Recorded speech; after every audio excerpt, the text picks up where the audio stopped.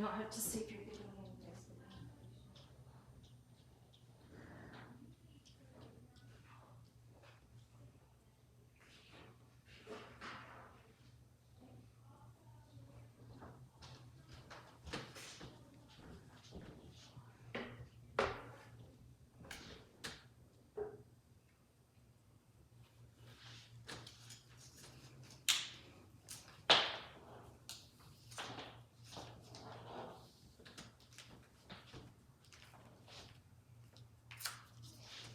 You can talk.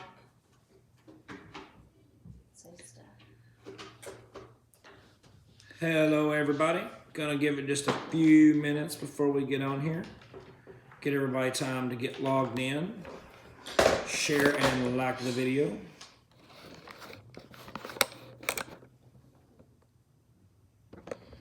I'm ready to move to this. So I don't know what the...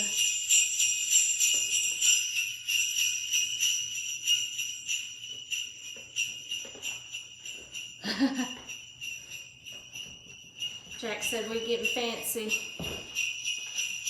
Sound effects, graphics. We've got a good producer on payroll. Not on payroll. Oh yeah, they get paid. On free roll. Free roll. Ray, you're gonna have to move, honey. No, ma'am.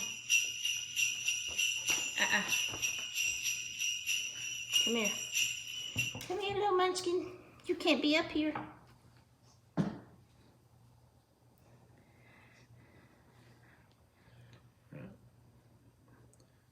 Gonna share and like. Yes. Sharon. Maybe. Like. Sharing and like.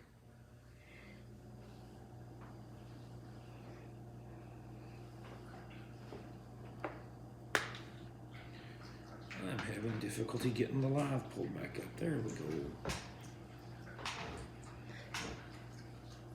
Let us know that you're here. Jack, you've got a belly roll? You're just now getting a belly roll? Dude, I've been ahead of you for years.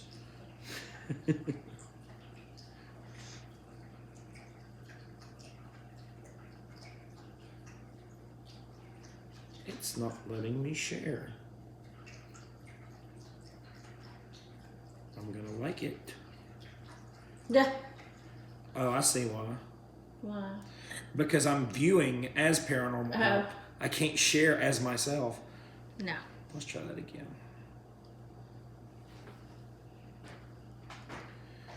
Gonna give everybody a few more minutes before we get on here.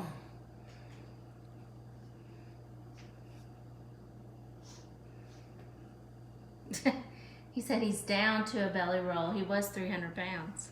Oh, that is true. I remember him telling me about that.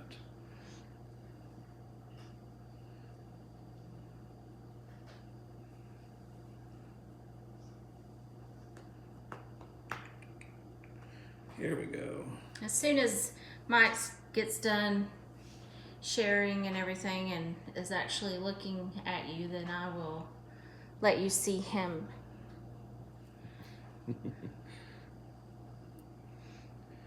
Give me just another minute.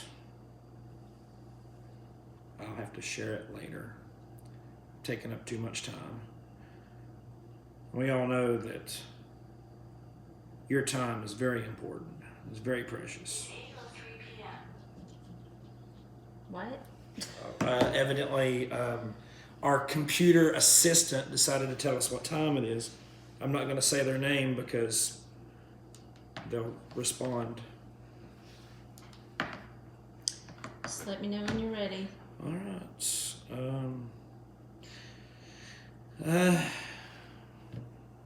I guess it's reveal time. Ready?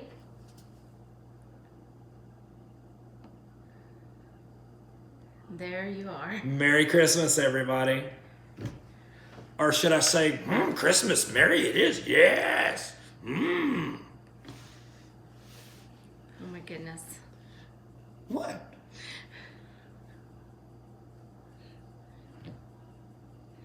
Nick Widman is here. Hello, Nick. Hello, Nick. You didn't put Santa in my title. Somebody may read that wrong. Not Satan. So I thought I'd leave well enough alone. I appreciate the erring on the side of caution there. That's very smart. So Ho ho, Yoda. ho ho. Well, you can't really do ho ho because it's the same way backwards and forwards. Oh, Ho ho, yes. oh, that's terrible. Like it? You do not care? I do not. Jack said he's Santa. Yes, he is. Jack should be the one doing this live, not me. I'm just a Star Wars ripoff. This is actually I play several Christmas characters. There's Darth Santa. There's Yoda. What is EO? Hello, governor. Oh, wow. Elo. I was reading that in a Spanish way. I was going like, Ayo? Ayo, governor. He's speaking Latin. He's trying to cast a spell at you. Nah. Hello, governor. If you hear any noises, just know it's the... Kitty cats. Or is it the... elves it is, yes. Look quick, you might catch Leah on camera. It's the only time you're going to see her tonight. Leah's taking a break from camera tonight. Yeah, when does Mike get to take a camera break?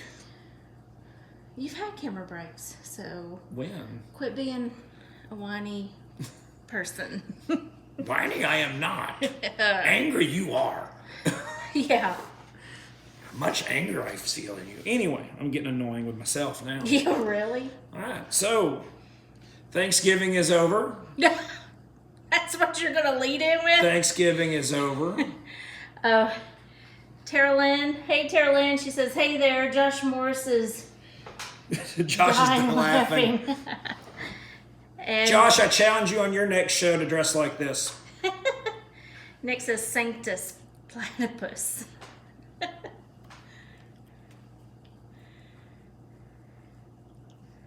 Oh, I guess that's y'all's thing. No, it's not. Okay.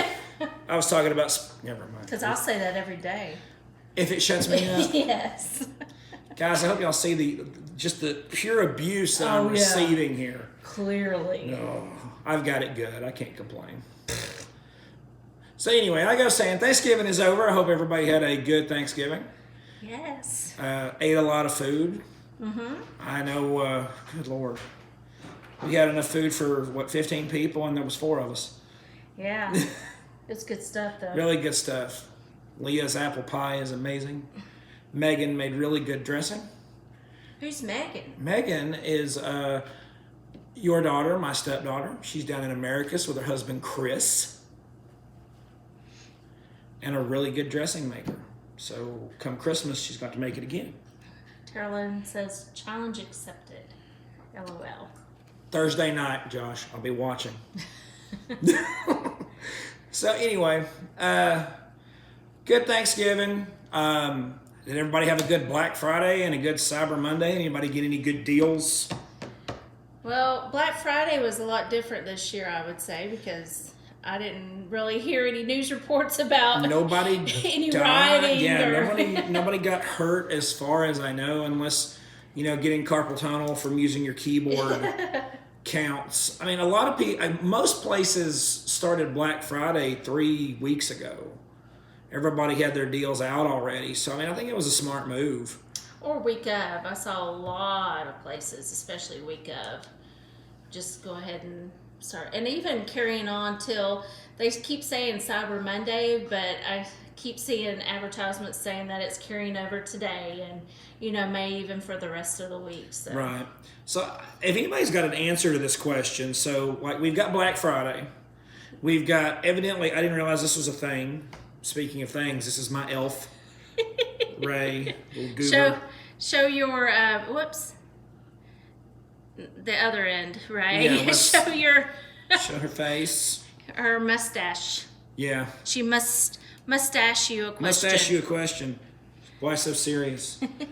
Let's see. Tara Lynn says Josh is not happy with me right now, but he will do it. He has now no choice. LOL.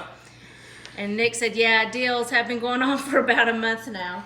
Yeah, I know. I went into Walmart and they already had pallets out on the floor with hastily made price signs tacked on them.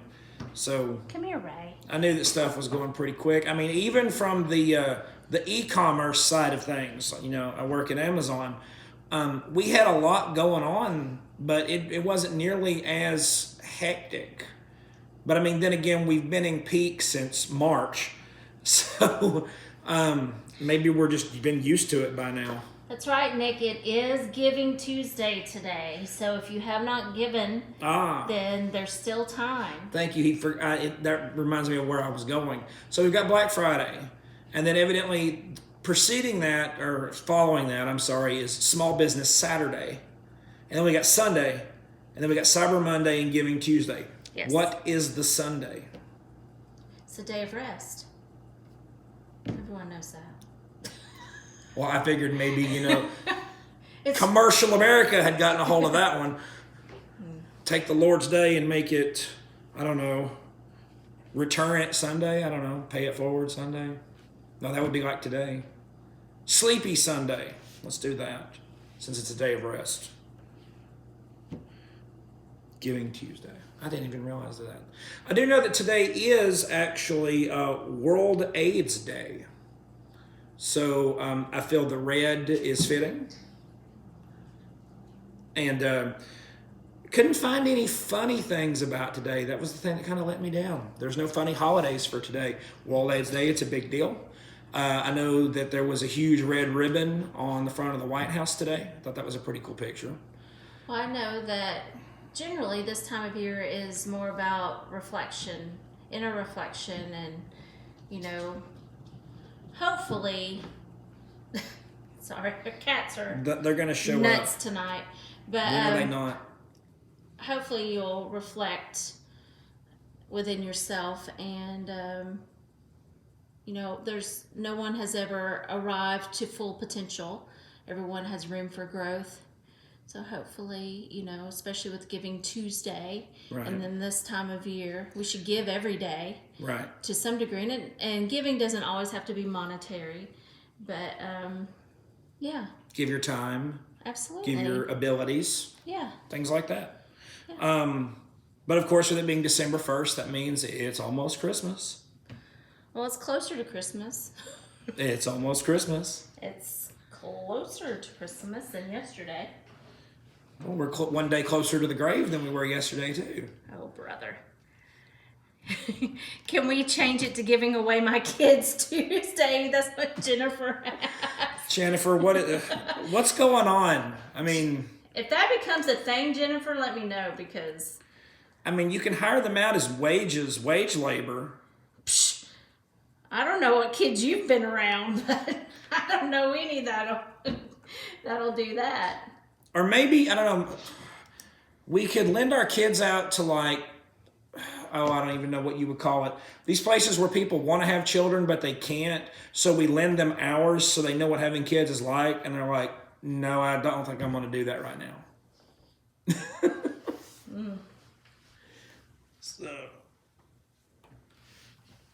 So anyway, a lot of things have been going on with us here lately. We've had couple of investigations that we've been on, a couple of residences we've had to check out. The evidence is still under review in those cases, and depending upon what comes back, and of course if the client allows, we might share some of that. But go ahead and go on record here. I want to say that I don't think we've ever actually covered this. Whenever we do investigations, especially of private locations, now if we go someplace like what we would call a fun investigation, like if we were ever to, for some reason, go investigate Waverly Hills or one of the big commercial paranormal hotspots, absolutely we'd share every bit of evidence that we found. But when it comes to an investigation of even a business, someone's private home, that evidence belongs to the client. We keep copies on record for our own files, but it belongs to them in perpetuity. And if they decide to allow us to release it to the public, that's completely up to them. So I've actually had people ask me, hey, can you share some of your evidence? And unfortunately, the answer is no, unless the client gives us the say so to do that. It's the same kind of concept in the medical field with HIPAA, if you're familiar with that. Just right to privacy. Evidently, Nick and Jennifer are working out a kid swap in the chat room right now. Well, I think Jennifer is. I don't know if Nick is on board yet. My 3 for your 2. I think somebody's getting the raw end of the deal there. But like I said, we've had a couple of investigations. We actually have a follow-up investigation this coming weekend at a local place. Can't say anything else. It's a residence. It is a residence. We talked about it, I think, a couple of lives ago. It's a very large location as far as property goes. When we went there last time and did the investigation, the first go around, we had quite a few personal experiences. We didn't get as much physical evidence as we had hoped. We did get some.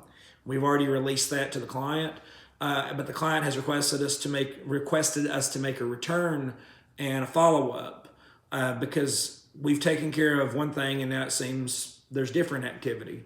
And plus, there's still places on this property that we haven't gotten to check out, and they want us to go into that. So we'll be doing that this weekend. And Josh says he feels like a hip-o. I get that a lot. What, that you... I feel like a hippo. I feel like a hippo. Okay. Or a hippo. Is that a female hippo? No? Okay. So, do what? Even. Do what? I can't even. Can't even tonight. Yeah, I'm sorry. Dressing up in costume does weird things to me. Oh, I don't know. What am I talking about? I'm weird all the time. So anyway. Excuse me. So I think it's funny here because I can see I've got on my. Everybody's going to notice I've got you. Well, actually, you can't see it at all. You've got a good camera angle. Look at what I did. No, that's nice. So just to give it, if everybody wonders why I keep looking down, on this side, I've got my phone with the live going, so I can see the chat room. Can I show this for a moment? I'm getting to that. And then over here, I have my Kindle with my notes on it. In between me and the camera is what you need to see right now. So Hold Leah, on. go ahead. I'm going to mess up my setup here, but I just can't help it. Okay, so we got this going on. Wait, this is what she keeps doing over and over. It's just rolling around. Oh, now she's going to stop because I'm showing. She's like, oh, look at me. Butt head. So if you wonder why I can't really keep a complete thought going right now, this is why. Oh, now you took the camera off of her, didn't you? I'm going to get her. Oh, you little butthead. She's not going to do it. Every time I turn the camera. And off she runs. Yeah, let me fix something here. Okay. Josh said dad jokes. Indeed. Okay. I think I got you squared. Whoops.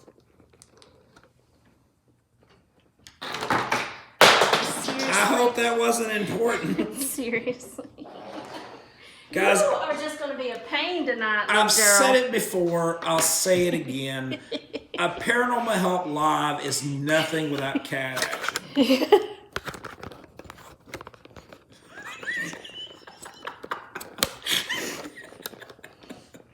I don't even know what to do with that one. I'm just going to let it go.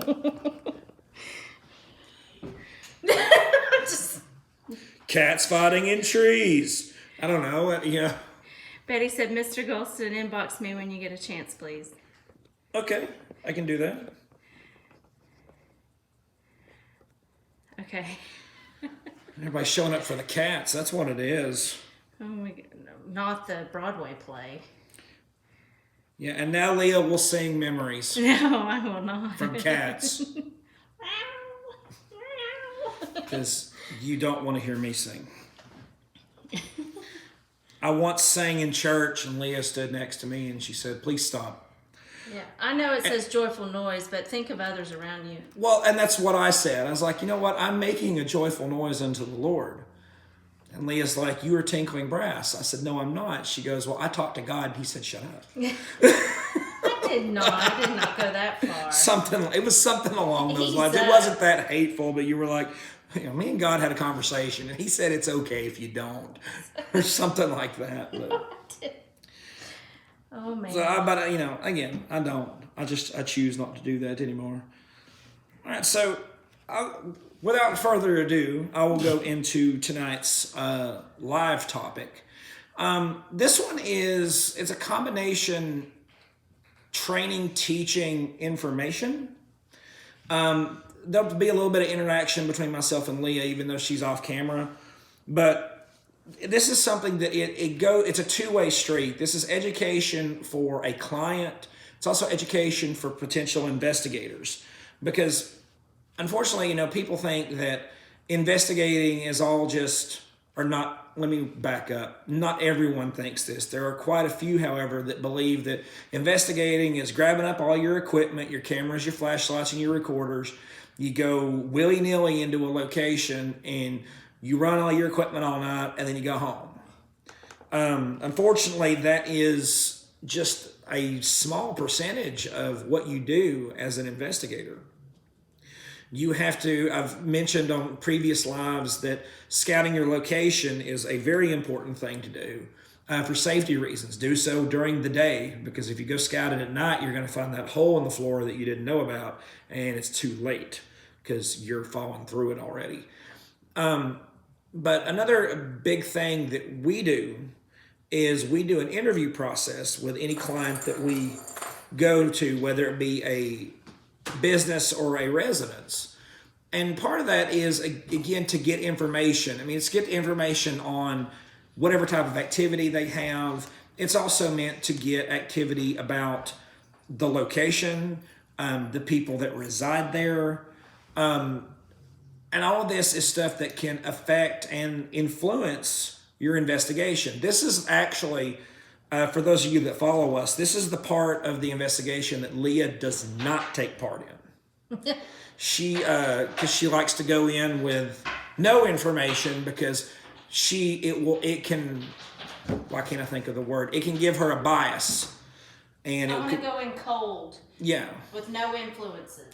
Because if we say, hey, this house has a cold draft that blows through their kitchen at odd times of the night. Well, she's going to go in expecting a cold draft to blow through the kitchen at some point in the night. It's different if she walks in having no knowledge of that and then either has the activity or comes up with the knowledge. It's the power of suggestion. Right. I can go somewhere. I may have told this story before, but one of my favorite examples of leading people on like that is one of the old television shows. It's not on anymore. They had some trainee investigators, and they walk into this room, and the lead guy's like, "You know what? I smell cigar smoke." And everybody that was with him was like, "Yeah, I smell it too. And it smells like, this brand or that or whatever." And then when they all got done, he goes, "Oh, yeah, that's really interesting. By the way, I didn't smell anything." So he had literally, led them on to have an encounter with something that they weren't having. So that's the whole point of why Leah doesn't want to be in part of the interview process. And plus, when I go in, I want not only just to not be hindered by information, but plus it helps to compare with what I find. Like Mike writes it down in documents as I walk through, and then he compares it with actual claims. Right. Or if it's stuff that they haven't been told about, then we can ask the client about it after. So that's a very good segue, Leah. Thank you. You're welcome. There are times where, and we've had, I'm not going to say this has happened at every location, but it's happened at a lot of locations, where Leah will get something And then we'll return to the client with this information, and they'll be like, we didn't tell you about that. And that on Leah's end, that's a confirmation, because she's picked up on something that the client didn't come forth with us about, or even information about something that has happened to that client that they didn't share. And it's led us to some things. Right. So to come to the point of this particular teaching, full disclosure is a absolute must when you as the investigator are talking to the client. If you're the client, you need to have full disclosure with someone that's investigating your home. Now, what's full disclosure? Full disclosure is, if there is anything that is, if we ask questions about activity in the home or something that's happened in the home, and I'm going to get into some examples here in my notes, but if we ask, I'll give my favorite one. Has anybody in the home dealt with anything in the occult, or dealt with a Ouija board, or anything ritualistic? Cats. Anything ritualistic, and we get, sometimes we get, well, no. And then we find evidence, or it comes out later of, oh yeah, whenever I was younger, I used to watch The Craft and do stuff like this. That's not giving full disclosure. That's something that that needs to be known by us, because when we go into a client's home, guys, we're putting ourselves at risk, both physically and spiritually. If there's, we try to get as much information as we can about the location and the client before we ever go in. The questions we ask are meant for the safety of not only us, but the client as well. Because if there's stuff that's, you don't share with us whenever, we're asking, we may not be able to give you proper resolution for your problem. And always this is not being ugly about it or anything, but things will find you out. So it's just better to be upfront about everything. Right. And if you're a potential investigator, this is something you need to stress to your client or clients, that it's just better to just come forward with everything. Right. Because there's been many times where things have been concealed or not disclosed, and I've been led right to it. Right. And then it's, that aha moment of, Yeah, and it's not meant to, like a lot of people feel like, do what? I'm sorry. Josh said those portals were there when we moved in, I swear. I don't know where they came from. How did that Anton LaVey book show up here? So unfortunately, some people feel like we're prying and we're being nosy. And in some cases, we understand we may ask a tough question that may not be easy for you to answer. But because a lot of the questions, we ask questions about medical and psychological histories. And some people don't feel, and I may lean more on Leah for this topic, some people aren't willing to be forthcoming about any psychological history or problems because they feel shame on it. They feel embarrassed. You've told me this. Well, sure. And plus some just may not realize it is what it is. Like they may have dabbled or played around like as kids or teenagers and stuff, and not really understanding the importance of how severe or how things can lie dormant and then come to collect later.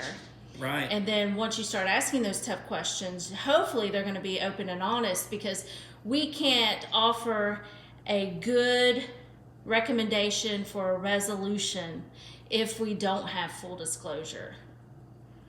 And there's Right. nothing to be ashamed or embarrassed about, because I'm telling you, if you have legit paranormal activity going on in your home, it's going to use that weakness for strength, or to manifest as something, or maybe even attack you in a way through that weakness. So we need to know what those weaknesses are, or those things that you may feel are just so personal or intimate that you really wouldn't ever want anyone to know. And it's, if it's going to help the investigation and offer you freedom and peace in your own home, there shouldn't be any shame in revealing that. And that's where a lot of the power as you as the homeowner comes from, is exposing those things. Right. And realizing that what you're believing about yourself, or may have what happened to you, or what maybe you've done, that it's to keep you in a place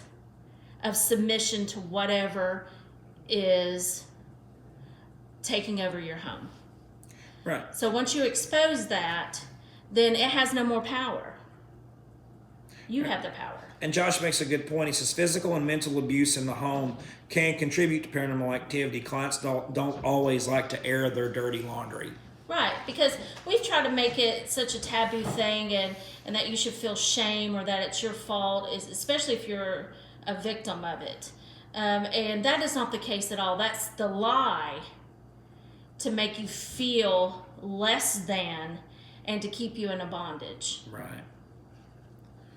I mean, I feel like in most cases, I mean, we've had, I'm not going to give a percentage, but, we've had a lot of cases where we haven't gotten full disclosure, and then we've gotten a lot where we have received full disclosure. And generally those are situations where people realize, I'm at the end of my rope. Absolutely. I need to do something. I need to be upfront and forward about this.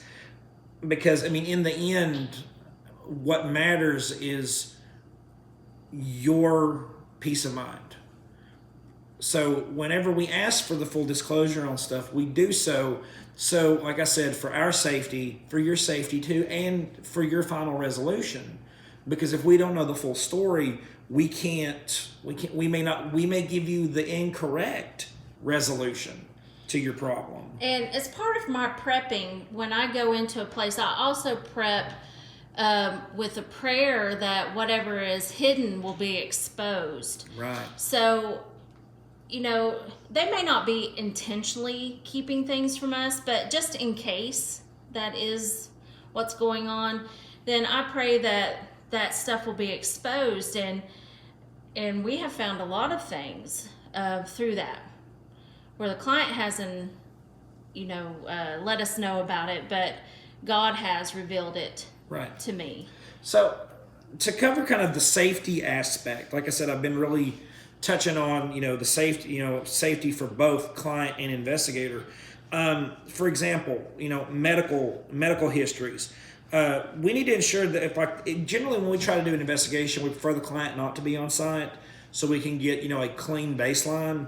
But if the client remains on site, or if the client returns to the site later on, and if they have an attack of some kind, like an asthma attack, an allergic reaction to something, we need to know what proper medical care can be given. So if something were to happen, you fall out because your blood sugar has dropped, we need to know what to do to be able to take care of that. If you have migraines, that type of thing. For psychological, like I said, people have a tendency to be ashamed of this, but there's no need. The reason why we need to know about this type of issue is because some psychological issues cause hallucinations. People see things that aren't there. In some cases, even the medicine that is prescribed to them might cause, especially if the medication isn't dosed right the first go around, it can cause people to see things as well. Well, not just medication for psychiatric issues, but there's some medications just for general health that can cause those things as well. Oh yeah, you take too much, you drink too much Robitussin, you're going to see things that aren't there. It's just a common. But also, the enemy, meaning if you have something that is oppressing you, or there's a demonic spirit there, then they can also use your mental health to either how do I want to say this?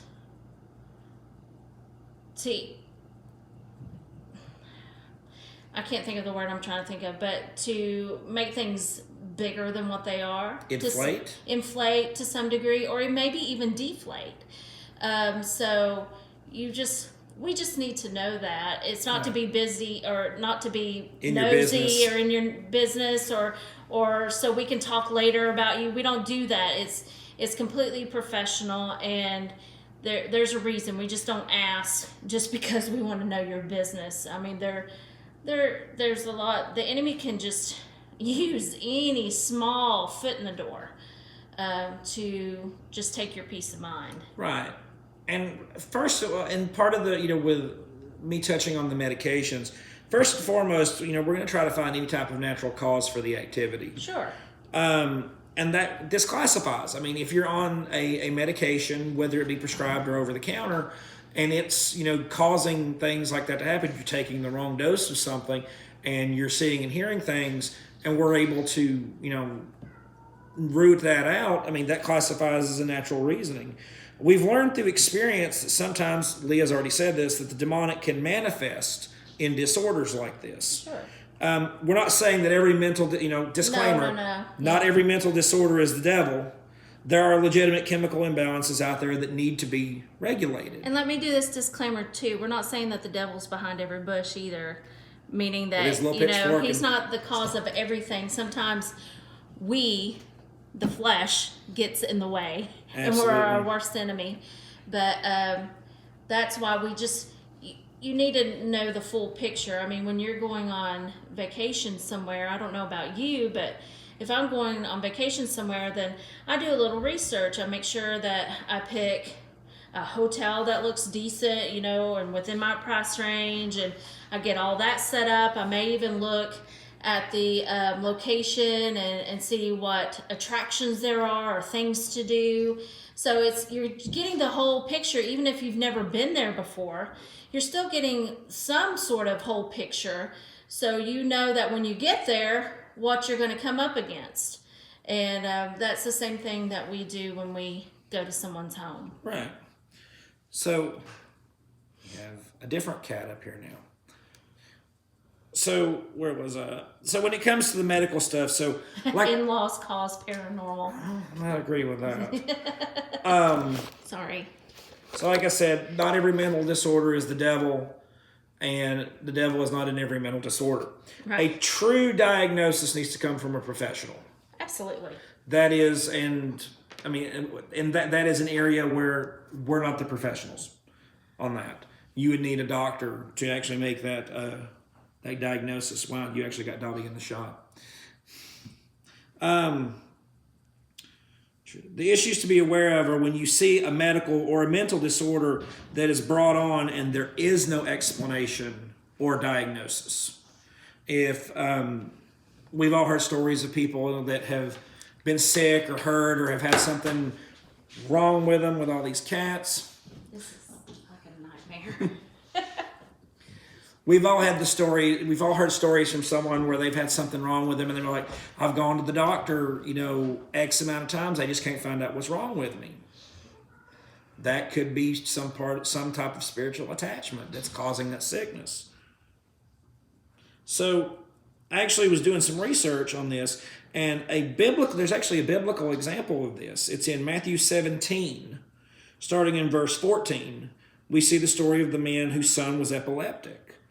The story is again repeated in Luke 9:37 through 43, and it actually goes a little bit more in depth there. But it was found out that it was a demon that had been causing the activity. Jesus cast the spirit out, and the boy seized no more. So that's an example of that boy had lived with that. I think the father had said it had been from his youth. It threw him into the fire. It would cast him about. He would foam at the mouth. And all this time it had been stated that he was epileptic. But then we find out, when Jesus comes into the scene, that the boy was not really epileptic. He had had a demon all that time. So I thought that was a really, really interesting example of that. So as a side note, when we're asking about medications, we will ask about any and all drug use. That includes prescription drugs, over-the-counter drugs, drugs that are not prescribed to you, and illegal drugs. I mean, that's just kind of common sense. All of these are things that can cause you to see things that might not be there. And again, it's not if you take any of this stuff, we are not the police. It's not our job to judge you. But we need that information so we can go forward. We've had cases in the past where we found out that there may have been some recreational drug use involved in it, and we weren't able to. We had to discount certain evidence that had been collected because of the state of mind of the person involved.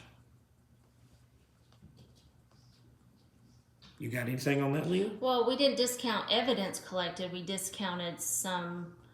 Well, we debunked some claims. Evidence was the wrong word there. I apologize. We had to debunk claims because, unfortunately, I mean, if you say, I see this, this, and this, but I had just, done some type of drug or some type of medication beforehand, it's going to lean less positive that, what you've seen was actually legitimate. Now, if we're able to come down and have the same activity happen to us, then, of course, we'd be able to lead more that activity is actually occurring. I mentioned this earlier. It ends up always being my favorite question to ask, and it's the one that we have the hardest time getting answers for, is whether you or anybody in the home has ever delved into anything of the occult. And I usually try to be pretty, I don't want to say in-depth with the question, but detailed with the question. I ask about, has anybody been involved in the occult, whether it be a cult, some type of ritual, seances, studying of spells, even touching a Ouija board. And it blows my mind how casually people cast that one aside. They're like, oh yeah, I touched a Ouija board once whenever I was a kid, but nothing happened. Well, like Leah said earlier, whenever people do things and practice or do stuff, unfortunately in ignorance, eventually stuff will come to collect. You can do something a long time ago. That's one of the things that I always think is interesting about when people investigate cemeteries. Let me go ahead and debunk every cemetery investigation out there. Nobody is there. They're not there anymore.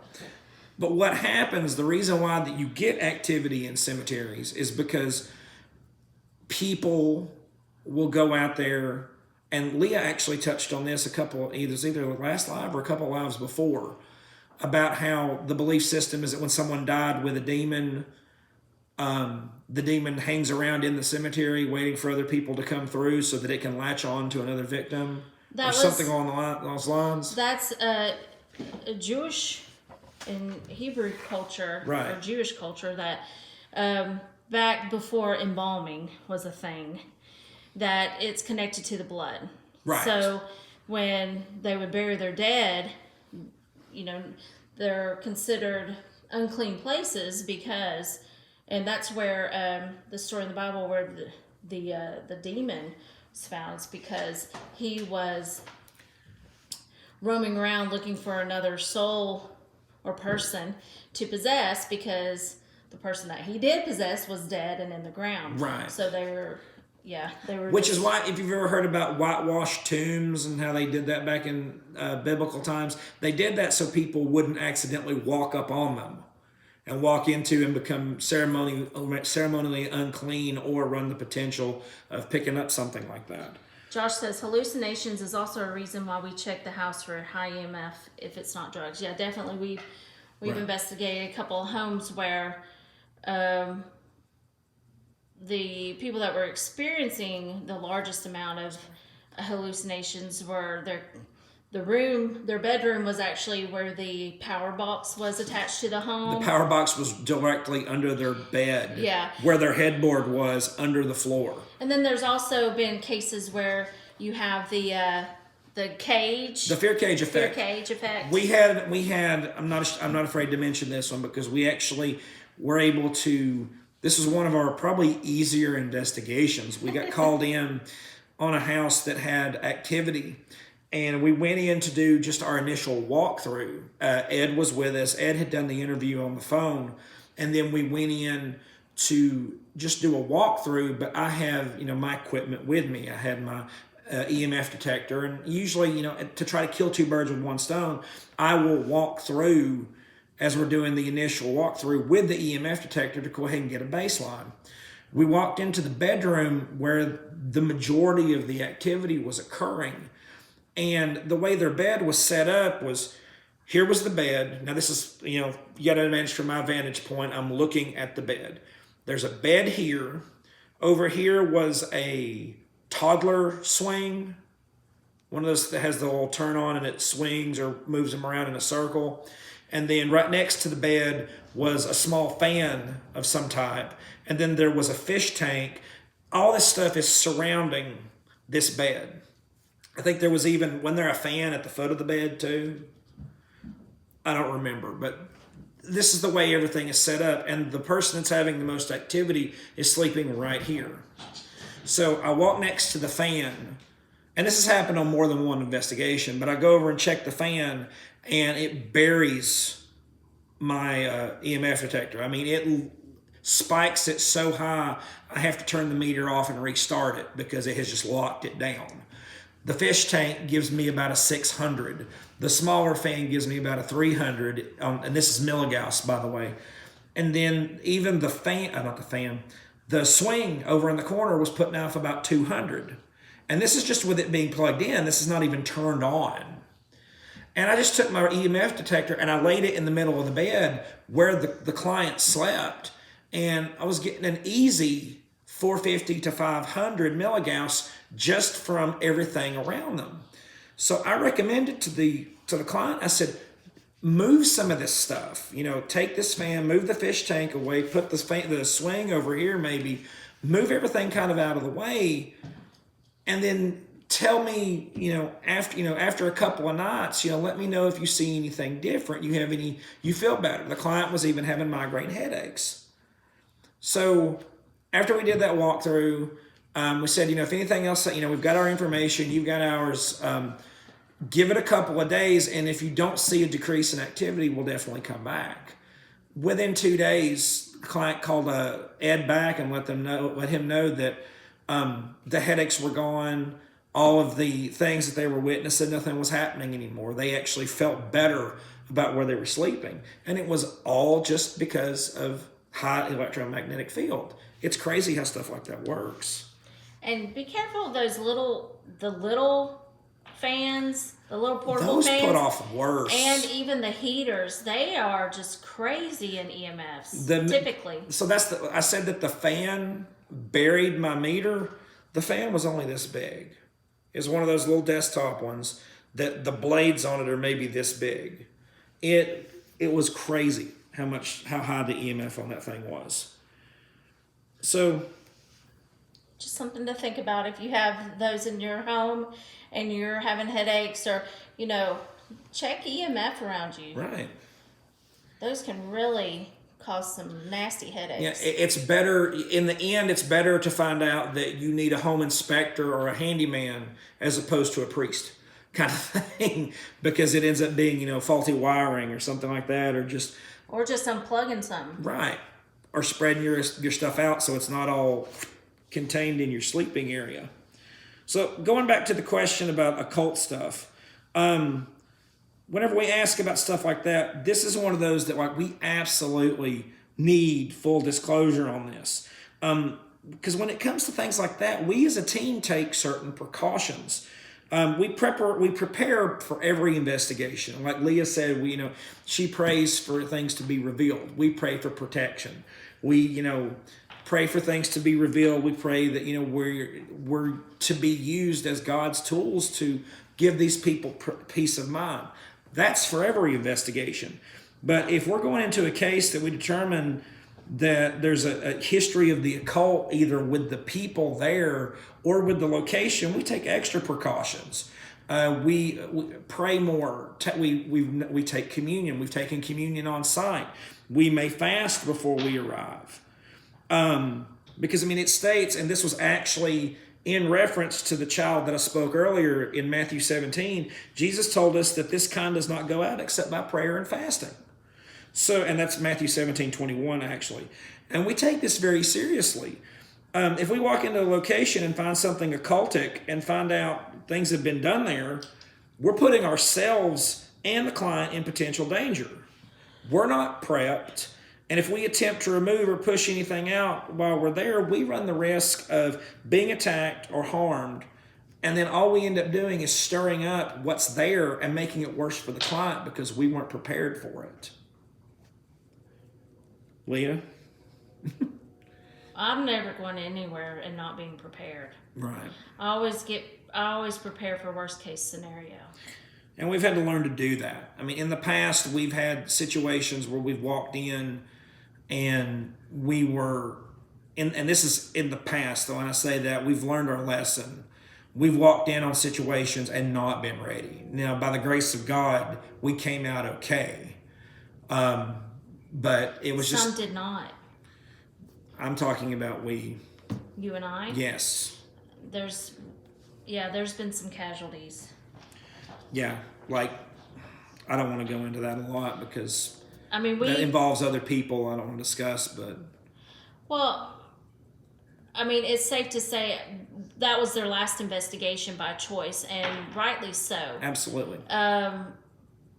The thing is, we prepare, we encourage as a team prepare, but still you can only be responsible for how prepared you are individually. Right. And, you hope and pray that everyone is being vigilant. But, if you're not, then you're going to expose yourself. Right. Flat out. And I know right now, I can tell you that I wish I could quote the verse properly, but I am a walking believer and an example of when Jesus was telling his disciples, and he talked about, don't worry about what to say in that time, for the Holy Spirit will give you what to say.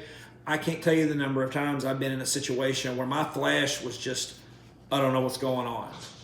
But it's times like that I have to let God take over and let the Holy Spirit come forward. And if it wasn't for that, then if it had been me doing it, we would have been in trouble. That's all I'm going to say. And there's been times that I have been on an investigation and Mike hasn't been able to go. And actually no other team members have been able to go. I've been working with another team. And, something has happened to one of their members and you just have to go. We don't have all the answers, but you just have to let God lead you. And that way when those situations happen, for example, I was in another state and it was just myself and another team. It was a different team that's actually an out-of-state team. I had to work. That was the reason I wasn't able to go. I remember this. And something overtook one of their members and had her around the neck. I remember you telling me this. And it wasn't me working within myself. God took over and I just, if you know me, I'm pretty quiet as far as on an investigation. I don't say a lot. I'm more of an observer and trying to, read. I'm more of a input instead of an output during those situations. But I took hold of that woman and she was flat on her back and I was praying over her and just commanding that thing in the name of Jesus to leave her and let go. And it released. So you just never know. She called me after this happened and told me about it. I was so proud. So proud. Well, it's Wish not- I had been there. No, it's not that, and it's not, me. It's just an example. Oh, I know. Always be ready, because this was actually a business where people can go to investigate. So it wasn't like a serious residential or anything like that. It was for, and I put in quotes, for fun type thing. But you never know. You always have to be on your guard and ready. Yeah, we don't get for fun investigations anymore. I'm seeing a trend. Yeah. I don't know. I don't know if it's. I think it's the times we're living in. I was going to say, I don't know if it's the times we're living in or people. I'm sorry, I don't mean people. Things know what we are and know what we represent. So I sometimes feel like that has to do with it too. I mean, this was a past incarnation of this team, but I will never forget being in that location and having my name come across that spirit box. And I'm not talking Michael. I'm talking my last name. My last name is not common. It's not just going to be accidental coming across that box. It was my full name coming out. And there's times I feel like if you are someone that deals in the paranormal and you come from a biblical perspective and you believe in spiritual warfare, I think they know who you are. Oh, absolutely. And I can attest to that. I've just been out doing business, like at a dry cleaners. And I remember that too. My spirit lined up, or I wouldn't say lined up, but went into direct opposition with the lady waiting on me. And we never spoke a word, but our spirits were warring against each other. And it recognizes who is within you. And right. I know Jack can attest to that as well. Yes, sir. So, where was I at? Okay, so I was talking about, stirring up activity or making things worse if we're not prepared or we know what's there. We've had to shut down an investigation or even postpone it because we've discovered, things information that had not been given to us, whether we were discovering occultic practices or even just paraphernalia. An example from a case a while back, we found books that had been hidden away, stashed, that had actively been used for spells because there was stuff written in the books inside, folded up paper, and even names of things that we're not going to go into. So we, at that point, were like, we need to get out of here and maybe come back at another point whenever we're actually prepared for that. Well, that stuff needs to be addressed with the client first, and then we move on. Correct. Yeah.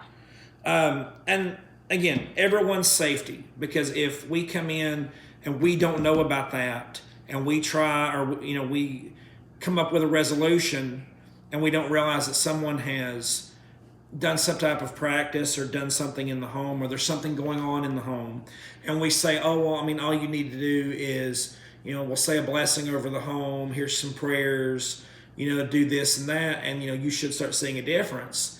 But if you haven't been forthcoming with us and you've got hidden things in your background that you're still taking part in or still doing, and you haven't let that come to light, then all that's going to happen is, we'll clean out the house and, push stuff out, but like, that verse always says, it'll come back and it'll bring 7 more with it because there's still stuff going on. So that's what I mean by, we need to know for, it's not, our safety, your safety more so because it's your home as the client. Well, I can't want something more than the client does. Correct. So if they're not willing to stop what they're doing or they're wanting to pick and choose, well, if it's this spirit, it's okay to stay, but no, there's not a pick and a choose. No. And if you are willing to do some much needed purging of home and life, then I honestly can't help you. I can't want it more than you. Right. And me wanting it more than you is not going to get it done. I mean, this is no joke. If your lifestyle is more important to you than getting a demon out of your house, there is not a thing in the world that can help you. You have to want it gone. God himself is, I won't say he's incapable of helping you. He won't, because you have to confess that. You have to repent of it, and then you have to move away from it before any type of healing can begin. Man cannot serve two masters. God and mammon is the verse. It's talking about God and money. But I think it holds, it's that verse can mean anything. God and drugs, God and food, God and pornography. You can't serve two masters. Period. You're going to hate one and love the other. So let's put that verse into the perspective of someone with something going on in their home. I practice voodoo, and I like the power, and I like what I get out of it from doing the ritual, but I've got all this stuff in my house, and my family's getting attacked and scratched on a nightly basis, and we can't sleep because there's screaming memes and banshees hollering in the background. But I don't want to give this up because of the power it gives me. Well, clearly that power that it gives you, or whatever it is far more important than your peace of mind. And I'm getting on a soapbox, and I'm sorry, I'm starting to preach. Yeah. But it's true. There's somebody out there that needs to hear that. Well, and it's not that you have to be perfect or live a perfect life. No, not at all. That's not attainable. No, we're all going to fail, but absolutely. But you have to live a life of repentance. Right. We're all going to mess up. Absolutely. I mean, it's like, I mess up every day. Yeah. There's a difference. I mess up by waking up. No, I'm kidding. There's a difference between, hey, hold on. I want to choose my words carefully here so that it's clear.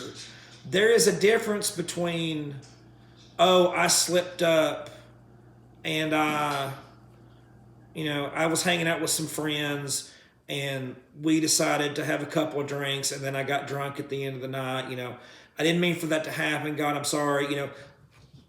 Things happen. But if you were constantly going out, like I'm going out every single night to get a beer, and I drink every single night and I can't even deal with stuff, then, and you're okay with that. That's the difference between falling into a trap or having, a one-off versus practicing something. We just had a verse, which if I had it here, I would have read it. I'm sorry. But it's talking about the list of things that if man practices, he will not inherit the kingdom of God. I think it's out of Galatians, actually, but it talks about sexual immorality, idolaters, drunkenness, all this stuff. And it says those that practice, not that these that have done, but those that practice. Like Leah said, if you have a constant heart of repentance, then you're repenting of what you've done, you're not practicing it all the time. Now, if you keep doing something and keep asking forgiveness for it, there's potentially a bigger problem. You've got strongholds and things like that. I'm going to keep preaching if I don't move forward. I apologize, guys. I'm sorry. But we're not, to Leah's point, we're not perfect. We make mistakes. You've got to be repentant in your heart. Leah, say something. I'm sorry. I don't have anything. So. All right. We can't do our due diligence as investigators or ministers in this field without full disclosure. And I want to wrap this up with a verse that I think fits perfectly. And Leah kind of already alluded to it without realizing it. It's Mark 4:22. For everything that is hidden will eventually be brought into the open, and every secret will be brought to light. It's an absolute God thing. Leah talked about it earlier already. She kind of got ahead of me. Anytime we go on a case where there's something like this, I don't think there's not been a time where if something wasn't disclosed to us, we found out about it. God found a way to reveal it to us, whether it was through, I mean, the words of the client. We've even had the client be like, oh, I forgot to tell you about this. I don't blame anybody in that situation. I mean, sometimes you don't think about, I mean, we've had instances where stuff has been caused by the most minute thing. The person wouldn't have even realized, hey, I probably needed to say something about that. That's different. I mean, but if you're legitimately holding back information, that's a different story. But, you know, we've either found out through the client, through evidence, or, you know, Leah has picked up on stuff. So, I mean, absolutely, Mark 4:22, everything that is hidden will eventually be brought into the light. Guys, you know, we do this because we have a calling on our hearts for this. We say it, I think, every live. But we have to be safe and wise in everything that we do. Again, for us, for you involved, full disclosure is just, it protects everybody. We want to be able to help. We don't want to have to shut down or postpone something because we haven't been given full disclosure on information. It's not, like Leah said, we can't want it more than you. And if we're putting ourselves in danger for something that you're not willing to make a change or something on it, I mean, we can't be of assistance in those types of situations.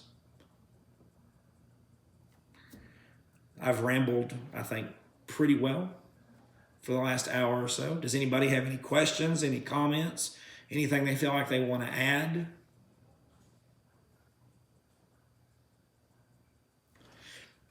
I'm pretty good at these deep topics sometimes. Did we lose everybody?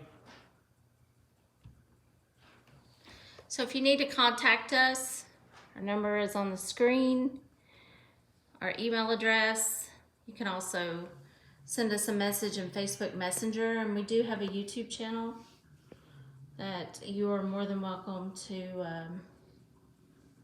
watch. I post these videos onto our YouTube. Guys, I've got it on my list this week to take all of our old lives and download them and then upload them on the new YouTube channel. That does take time though, because each one of our live videos runs anywhere from an hour to 2 hours long.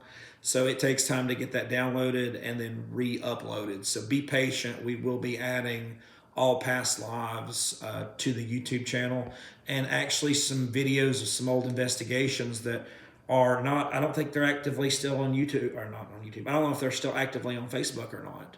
Our first live that we did, our first October investigation that we did, I've got video of it, video of us hanging around some places in Chattanooga.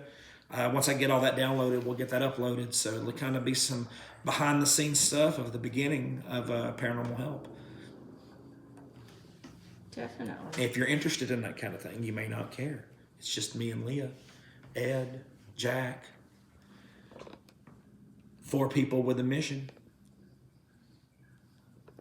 Okay. All right, nobody's got anything else to say. We're going to go ahead and end it tonight. We'll be back. Actually, will we do our live on January 1st since it's New Year's Day? Of course. Always on the 1st. If we have like a Christmas special or something, I know last year we did a Christmas Carol. We had the dancing Ghost of Christmas Future. Yeah, I mean, if something else comes up between now and, I mean, we say this all the time, but if anything ever comes up that we feel like, you know, that's put on our hearts that we want to try to put out there, we can. This was Lee and I talked about this particular topic after one of our more recent investigations. That this was just, you know, information that we felt like needed to be put out there for investigator and potential client alike. So I know this isn't the jolly happy one that we did last year, but, you know, hey, I am dressed as Yoda, so that's jolly and happy. I don't know what is. Jack said he dropped. He had a work call come in. Jack, this is work, man. What are you talking about? Well, I guess the one that pays the bills has got to go through first, so that's cool. Also, we're in the works of trying to get another guestigator thing going. Right, so. right. We had that was, I think, to me, that was some of the best fun we've ever had. The turnout for people wanting to do it was staggering. I didn't expect. Whenever you first come up with something like that, you kind of afraid that no one will have any interest in it. But we had quite a few people that put in, and Leslie getting to come on board with us was a lot of fun. And I'm looking forward to do it again. We just need we're gonna have to pin down a location before we do that. Because I think we said with the first one, we want to make sure that it's a location that we're kind of familiar with, and we don't want to take somebody on a place that we've never been, and something, for safety reasons. Yeah. So we may see you later on in the month. I think we've got a couple of weekend day trips, so I don't know if that's anything that you can be a part of, but we will find out, and we will hop on here and do a live, or at least upload a video. Right. Again, lives always depend upon the signal that we can pick up where we're Exactly. at. We've had some disastrous results sometimes trying to get a live feed going in locations that don't have good cell signal, but definitely. But if we don't pop back in before then, have a very Merry Christmas. Yes. And I'm going to wait on the Happy New Year because we'll see you January 1st. And I'll Yeah. wish you a Happy New Year then. All right. See you later, guys.